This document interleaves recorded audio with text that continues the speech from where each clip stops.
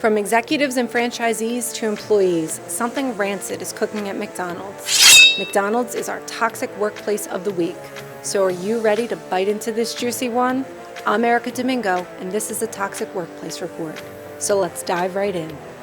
McDonald's, one of the largest fast food retailers throughout the U.S. and perhaps the world, is facing a quartet of lawsuits accusing the supersized chain of race discrimination. We'll start with a lawsuit brought by two black former senior VPs who allege that their demotions were related to their race and that the company fostered an environment that was hostile and abusive towards its black executives. Furthermore, they indicated in the lawsuit that statistically the company had seen a decline in its executives from 42 people of color in 2014 to only 7 in 2019.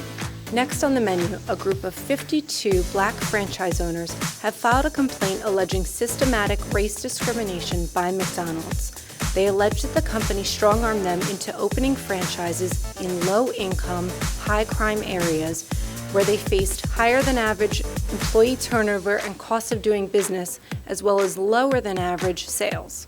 They also complained that they were given less financial support and harsher criticism than the white franchise owners, and that anyone who complained was subject to retaliation by corporate.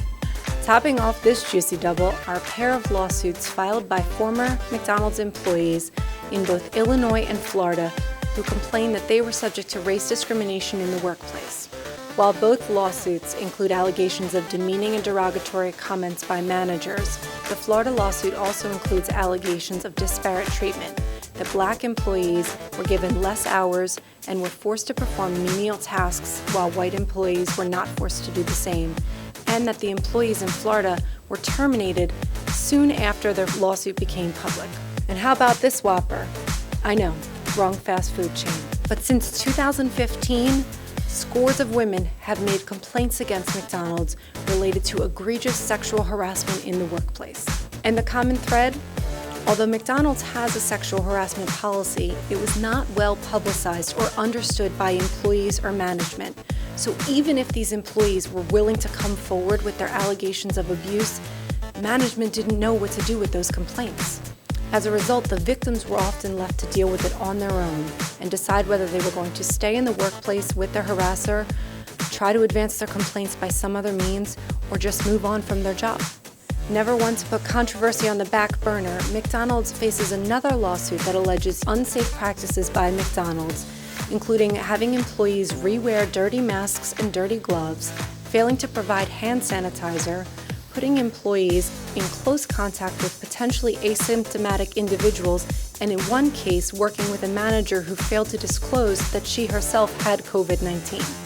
In perhaps a calculated move by McDonald's, they've just launched a national marketing campaign with two minority artists, Travis Scott and Balvin, in what appears to be an attempt to sway the court of public opinion to believe that McDonald's does not have a race problem, despite all of the allegations and lawsuits to the contrary. Wrapping up this not-so-happy meal, it's clear that McDonald's has a culture that's in need of fixing, from the top executives all the way down to its employees, which is particularly depressing in light of the fact that 1 in 8 Americans will work at McDonald's at some point in their lifetime. Thanks for watching this week's TWR. Let us know in the comments below if this story has changed your perception of the Golden Arches.